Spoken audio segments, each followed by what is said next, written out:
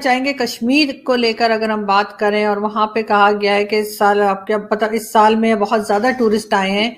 1.62 करोड़ बताए जा रहे हैं। अब वो सब तो ठीक है, लेकिन ये कैसे पॉसिबल हुआ? और क्योंकि हमारे यहाँ तो यही बात की जाती है कि बहुत आर्मी खड़ी हुई है, इंटरनेट बंद है। खैर इंटरनेट बीच में ओपन हो गया था, वो बता दिया गया था, लेकिन फिर भी ये इस चीज को मैं तो अगर अचीवमेंट कहूँ तो आपके ख्याल से ये कैसे पॉसिबल हुआ?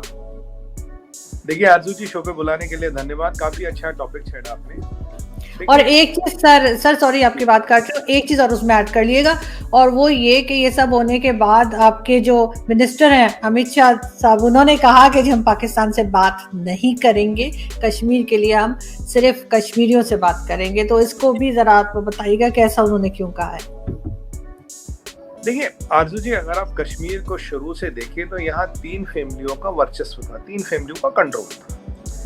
इन 3 फैमिलियों ने न कभी कश्मीर को आगे बढ़ने दिया, न कश्मीर को कभी मेन स्ट्रीम होने दिया, न कश्मीर को कभी भारत में पूरी तरह घुलने मिलने दिया, क्योंकि इनके पॉलिटिकल इंटरेस्ट में। आपको एक चीज बताता हूँ, देखिए मैथमेटिकल चीज बताता हूँ।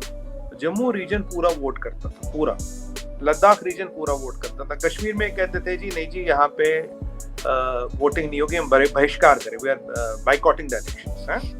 7% टर्नआउट होता था कश्मीर में। सुनिएगा, कश्मीर रीजन में 7% टर्नआउट, और उस पे ये चीफ मिनिस्टर बनते थे। पूरा जम्मू वोट कर रहा 100%, पूरा लेह लद्दाख वोट कर रहा 100%। क्यों? यहाँ 7% टर्नआउट होता और उस पर चीफ मिनिस्टर बनते थे। कहानी की कहानी बताता हूँ, जो सबसे इंपॉर्टेंट वैली जो है कश्मीर वैली, इसका एरिया है 15%। इसमें 65% सीटें, 15% एरिया में 65% सीटें। अब तो क्या यूनियन टेरिटरी हो गई, J&K अलग है, लद्दाख अलग है।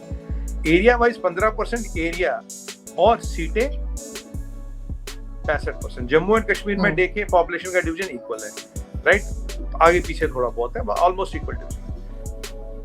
ये जो खेल इन्होंने खेल रखा था, इसीलिए 7% वोटिंग के बाद भी चीफ मिनिस्टर इनका ही बनता था। अब मुझे बताइए, अगर आपको 7% वोटिंग पे, आप 7% तो आपके कार्यकर्ता ही वोट करते थे, आपके रिश्तेदार वोट करते थे।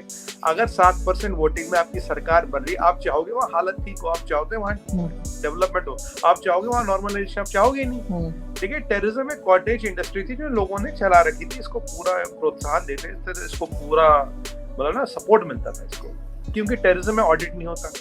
अब 35A370 था, थोड़ा पुराना विषय। 2-3 चीजें बोलूंगा जल्दी से। वुमेन राइट्स नहीं थे, जो वाल्मीकि थे, वाल्मीकि समाज था, उनको सिटीजनशिप का राइट नहीं था, राइट टू एजुकेशन नहीं था, आईपीसी की कोई धारा वहां नहीं लगती थी, इंडियन सुप्रीम कोर्ट का जुरिसडिक्शन नहीं था। अब ये जो टेररिस्ट थे, ये 2 चीजें जलाते थे। ये जलाते थे, एक तो माइनॉरिटी कम्युनिटी जो हिंदू थे वहां पे, उनके घर जलाते थे, उनके मंदिर जलाते और स्कूल जलाते थे। मुझे बताइए, किसी आपने आतंकवाद में दुनिया में कहीं स्कूल जलाते देखा? किसी को कॉलेज जलाते देखा? क्यों? लोग अनपढ़ रहे, जाहिल रहे, स्कूल न खुले और अपना एजेंडा चलता रहे, ये था। नहीं तो स्कूल जलाने का क्या मतलब है? स्कूल जलाने का कोई मतलब नहीं, राइट टू एजुकेशन नहीं था। तो ये सब चीजें जो हो रही थी। और अगर एक कश्मीर की हमारी बहन बाहर शादी कर ले, आउट ऑफ J&K किसी से, ऑल ओवर इंडिया, उसके सारे हुकूक खत्म, उसके सारे हुकूक खत्म। तो ये एक अजीब रूल था, मतलब ये एक एक्सेप्शनल रूल बनाया था ऐसा कि यहाँ का डेमोग्राफिक कंट्रोल रहे, यहाँ की वोटिंग कंट्रोल रहे, यहाँ हमें हमारा वर्चस्व चलता है। आपको याद होगा, एक हमारी महबूबा मुफ्ती जी, उन्होंने कहा था भाई जब ये 35 या 370 हटाओगे, खून की नदियां बहेंगी, तिरंगे को कंधा देने वाला कोई नहीं मिलेगा, कोट अनकोट कह रहा हूँ। और अब्दुल्ला साहब ने तो ये बोला कि पाकिस्तान के हम चाइना के पास जाएंगे। और ये यहाँ हैदराबाद में ओवैसी साहब बैठते होते हैं, यार हटा के तो दिखा दो। अब हट भी गया, खत्म भी हो गया, टेम्परेरी पहुंचे था, हट नहीं था गया, कोई दिक्कत नहीं है। आप बताइए, इनके समर्थन में कितने लोग आए? नया इलेक्शन हुआ, कई सारे इलेक्शन कराए हमने, 30,000 नए नाम मतलब रिप्रेजेंटेटिव चुन के आ गए। DDC इलेक्शन की बात करें और इलेक्शंस की बात करें। अब जो इनका पॉलिटिकल स्ट्रैंगल होल्ड था वो हो गया खत्म। अच्छा, सबसे बड़ी बात, एक होता हमारे controller and auditor general CAG, जो हिसाब किताब लेता है गवर्नमेंट कॉन्ट्रैक्ट का। आपको पता है कश्मीर ऑडिट में आता ही नहीं था। मतलब यहाँ से जो पैसे भेजो, जितने भेजो, कोई हिसाब किताब नहीं बढ़िया। यहाँ वहाँ CAG का जुरिसडिक्शन ही नहीं था।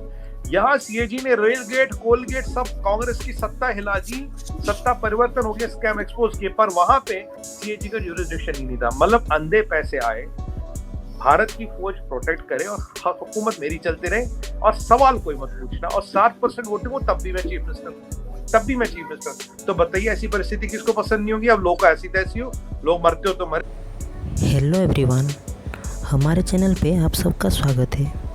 अगर आपने अभी तक हमारे चैनल को सब्सक्राइब नहीं किया है, जल्दी से कर दीजिए।